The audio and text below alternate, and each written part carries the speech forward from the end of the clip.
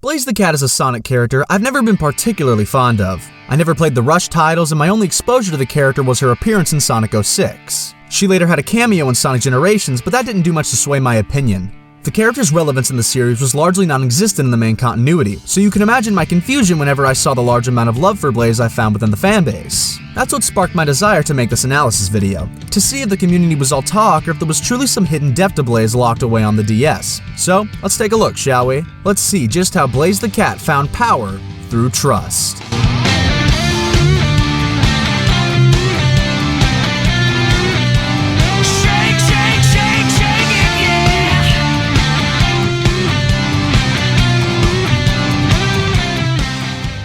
So to begin, let's go over her initial debut in Sonic Rush. Blaze the Cat wakes up in a strange new world without any of her soul emeralds before theorizing that maybe she's in a different dimension and that if her mystical gems are outside of her dimension for too long, it will all fade away.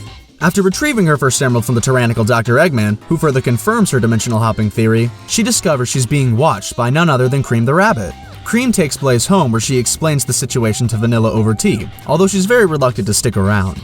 Cream insists on staying by Blaze's side and showing her around in search of Dr. Eggman, considering she still has 6 other gems to find.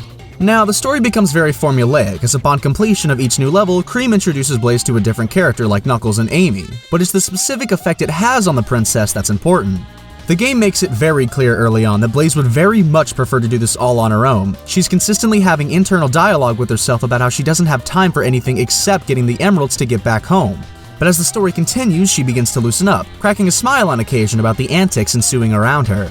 This is by no means an original character arc. This is a classic case of the defrosting Ice Queen.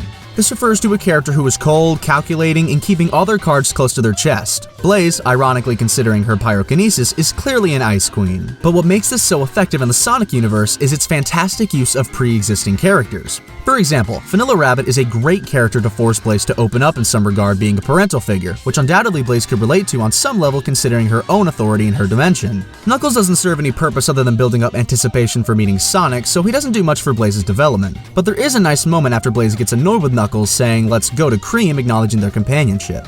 Amy, on the other hand, does give us an insight into Blaze's mindset. After observing Amy's openness about her feelings, especially in regards to Sonic, which again adds further anticipation to Blaze's eventual meetup with the titular hero, Blaze says to herself that unlike Amy, she can afford to allow herself to be open to others. One thing I found odd is that Blaze is justifiably angry that her world is in mortal danger, and yet everyone she tells has little to no response or empathy. Perhaps it's because the main Sonic universe is so used to world-ending threats, but even so, for everyone to brush it off, especially older characters, it's very out of character, I'd say. But Cream's use in this story I immediately found interesting. Cream is a very clear-cut child archetype of a character, which is why she is the perfect character to pair up with Blaze. With Blaze's background, she's hardened by the realities of her royal duties in guarding the Soul Emeralds, so to have a companion so innocently naive is the perfect way to force Blaze back down to earth and open her heart to people. Back to the story. Blaze and Cream finally encounter Sonic and Tails, and of course a bit of a scuffle arises where Sonic, in his usual upbeat self, tries to help Blaze, but she puts her walls up once more. Although just slightly opening up to Cream, Sonic has not earned that small trust, and his reputation established by the other characters means that Sonic is a potential equal to Blaze, which seriously affects her prideful nature. She proclaims that it is her responsibility alone, but Sonic is quick to counter, saying that's not how things work around here. After Blaze and Cream depart, the Pyrokinetic asks Cream just what kind of person Sonic truly is. Cream's response, saying he's like the wind, and piquing Blaze's curiosity with a smirk, I found pretty cute, and a sign of their deepening friendship. It also represents a hint of respect for Sonic, considering he seems to be the first person to truly care about the current situation regarding Blaze's dimension potentially fading away. The last interaction before the big finale of the game is where Amy enters the picture once more, telling Blaze that she mustn't be so stubborn and not everything can be done by yourself. Having friends to rely on for help is always better than doing things alone. This, combined with Cream's actions against the returning rampaging Knuckles, finally breaches the Ice Queen's barrier. It makes her realize even though she's never felt these feelings before, they feel good. But in order for Blaze to truly come to terms with these feelings, she needs one final push. When confronted by Sonic when attempting to defeat Dr. Eggman for the final Soul Emerald, she, due to her emotional journey throughout the story, unintentionally pours her heart out to Sonic, desperately trying to justify her life of solitude and forget about friendship. I genuinely wasn't expecting this when going through this story. Her being a guardian of the Soul Emeralds leading her to a life of solitude is explicitly reminiscent of Knuckles, which I found fascinating, but her arc to accepting friendship is executed in an entirely unique way, so it doesn't feel derivative in the slightest. After defeating Sonic, the blue blur has some words of advice. He tells her not to carry the whole world on her shoulders, don't bite off more than you can chew, and most importantly, be yourself, which is a genuinely heartfelt message from our hero considering the small yet character-defining detail of Sonic recognizing Blaze has a rough past from her words earlier. Right on cue, Cream enters the scene, with a concerned expression for her newfound friend. Blaze, upon seeing this compassion, reconciles with Sonic and accepts his advice as the two finally, formally introduce themselves. The last chunk of Blaze's story shows her saving Cream in the ultimate showing of compassion, loyalty, and friendship.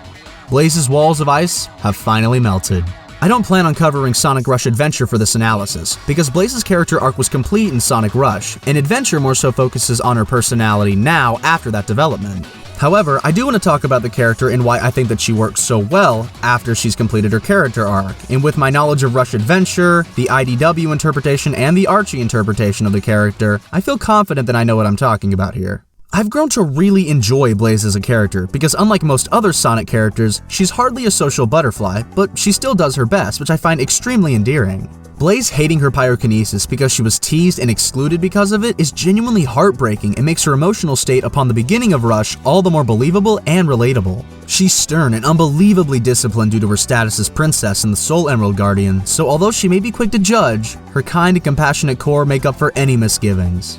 Overall, I just find her character incredibly charming and endearing, and in some ways, a lot more relatable than any other Sonic character in the series. I really do enjoy the IDW interpretation of Blaze, specifically her use in the Metal Madness saga. She was strong, confident in her ability to fight and lead, she did everything that she could for her friends, but even so, she was still a little hesitant, not to trust them, but in herself. But she did her best, not just out of moral obligation to her friends, but because their belief in her made her feel stronger. And her pyrokinesis on top of her very similar moveset to Sonic means that she has so much untapped visual potential for future titles. Speaking of visuals, lastly, let's cover her design. When designing a character, there are three main shapes to consider. Circles represent softer, cute characters, triangles showcase energy or even menace, and squares portray strong, stable individuals. She is covered with sharp triangular imagery around her hair and facial structure, creating a sharp and distinct silhouette. Her shoes are unlike anything in the series with strong, blocky heels and angular ends. Her cuffs are poofy with hard, jagged edges. Her dress and tail are equally solid with triangular edges at the end. Unlike other Quilled characters who have softer, rounder edges to take off some of the intensity, aspects like Blaze's clothing make sure the stern demeanor remains intact. Her narrow, feline eyes also heavily contribute to this. But her overall design is simply phenomenal and one of my favorites in the series. From the color palette, shapes, and overall aesthetic, Blaze's design is incredibly underrated. Blaze's personality is so unique and filled with so much depth compared to lots of other members of the series cast, and I sincerely hope Blaze becomes a main character in the series. And I'd argue she's even more deserving of a playable character slot than Tails or Knuckles. Her story and origins are immensely relatable, and that level of relatability can bring a whole new depth of storytelling to the Sonic series and elevate Blaze's status to being just as popular and inspirational as Shadow or even Sonic himself.